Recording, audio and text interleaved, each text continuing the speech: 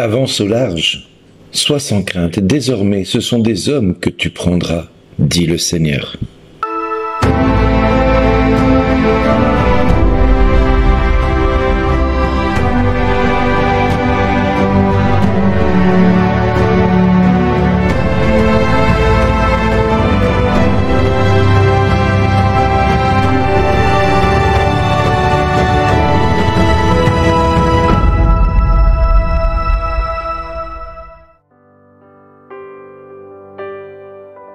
Bonjour les amis, je ne sais pas vous, mais moi je suis toujours surpris quand je lis cet évangile, de voir cette simplicité que les apôtres ont eue, Pierre, Jacques et Jean, qui n'étaient pas d'abord apôtres, qui étaient des pécheurs. Comme vous pouvez avoir un métier. Eh bien, ils ont été capables, sur simplement l'invitation de Jésus, de quitter leur travail, leur famille et désormais leur prospérité. Parce que Jésus, en montant dans la barque, leur dit jetez le filet à nouveau. Et ils jetèrent le filet et ils devinrent riches de poissons. Donc, Jésus était devenu quelque part un collaborateur d'exception qui leur permettait d'assurer leur subsistance. Eh bien, ce même Jésus, qui est en train de les rendre prospères, leur dit quittez tout et suivez-moi. Et eux vont obéir simplement sur ces quelques mots. Aurions-nous, nous, le courage de ces hommes aujourd'hui? Serions-nous capables de saisir cette réelle opportunité et de connaître où est le véritable intérêt pour chacun de nous? Nous croyons qu'être disciple, c'est facile.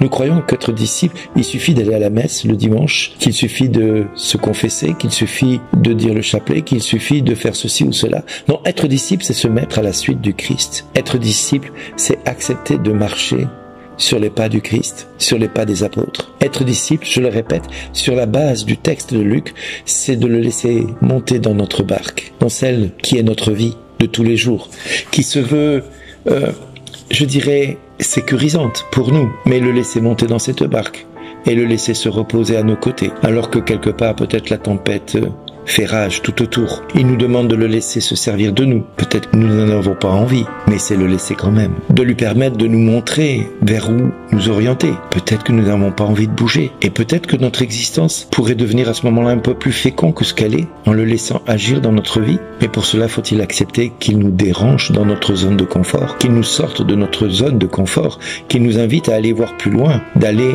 au large, d'avancer au large, c'est-à-dire rompre avec nos ports d'attache, les amarres que nous avons sur nos ports d'attache. Rompre les amarres, c'est laisser notre bateau là où le vent la pousse, là où le vent de l'esprit nous conduit. Laisser le Christ diriger notre vie, c'est commencer déjà par un point essentiel, c'est de nous défaire de toutes nos craintes, de toutes nos peurs, de tous nos préjugés. La proposition de suivre le Christ peut être attirante. Oui, je veux te suivre, Seigneur, partout où tu m'enverras. Et puis dès qu'il vous dit quitte tout, là,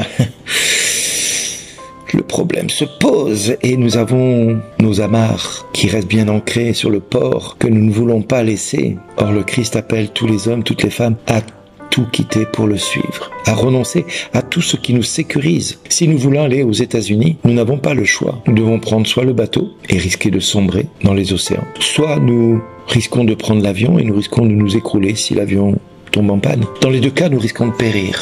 Dans les deux cas, nous pouvons perdre tout ce que nous avions comme sécurité. Alors si la proposition est attirante, il ne nous manque qu'à savoir ce que nous sommes prêts à faire pour pouvoir suivre le Christ. Celui qui peine sur la route, pour peu qu'il avance, il sait qu'il s'approche du but, parce qu'il est sur la route qui le conduit vers l'objectif qui s'est fixé. Celui qui est hors de la route et du chemin, il prend le risque de plus il court, plus il va s'éloigner du but qu'il s'est fixé, parce que c'est un chemin qui n'est pas un chemin, mais qui nous conduit hors de là où nous ne voulons pas aller. Nous espérons atteindre l'éternité, mais nous faisons le choix de suivre le monde. Nous faisons le choix de ne pas quitter ce qui nous sécurise. Nous faisons le choix de choisir la pensée du monde plutôt que de le suivre lui. Avancer au large, ne restons pas sur les bords de notre monde qui nous sécurise et en regardant notre nombril. Le monde ne nous propose que cela. Ne bouge pas, reste tranquille, fais comme tu as l'habitude, vis ta vie, continue d'épargner,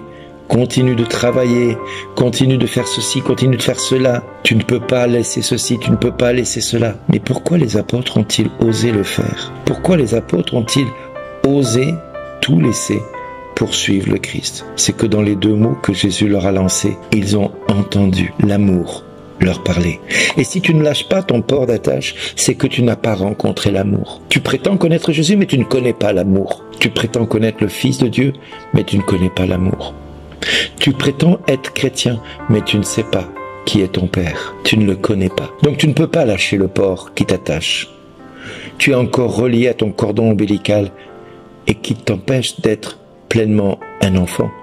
Tu restes fœtus, peut-être hors du ventre de ta mère, mais tu restes un fœtus. Tant qu'on ne rompt pas le cordon ombilical qui te lie à ce qui te nourrit, tu n'es attaché qu'à toi-même et à ton nombrilisme. Suivre le Christ, c'est accepter de tout perdre pour le suivre. C'est accepter de prendre la décision de tout renoncer, ce que j'aime, ce que je recherche, ce qui me sécurise pour le suivre. Mon ami, avance au large aujourd'hui. Lâche les amarres. Laisse le Seigneur t'entraîner là où il veut te conduire. Laisse-le te conduire. Laisse-le t'amener peut-être vers des fonds plus dangereux, plus craintifs pour toi, mais il est dans la barque avec toi. Romps avec ces amarres d'égoïsme, romps avec ces amarres d'individualisme, romps avec ces amarres qui te lient à l'argent et à la fortune, romps avec ce qui t'empêche d'être tout à lui. Attache-toi à lui, prends-le à tes côtés dans ta barque. Même s'il dort, ne t'inquiète pas, au moment opportun il fera taire le vent et la mer, mais laisse-le monter dans ta barque, laisse-le venir jusqu'à toi. Il ne s'agit pas de se limiter à croire simplement, basiquement en allant à la messe. Nous devons au contraire se risquer à prendre le large, en renouvelant chaque jour le don de notre oui, tout ce que tu me demanderas, pourvu que ta volonté se fasse en moi, Seigneur. Alors nous allons avoir peut-être cette phrase,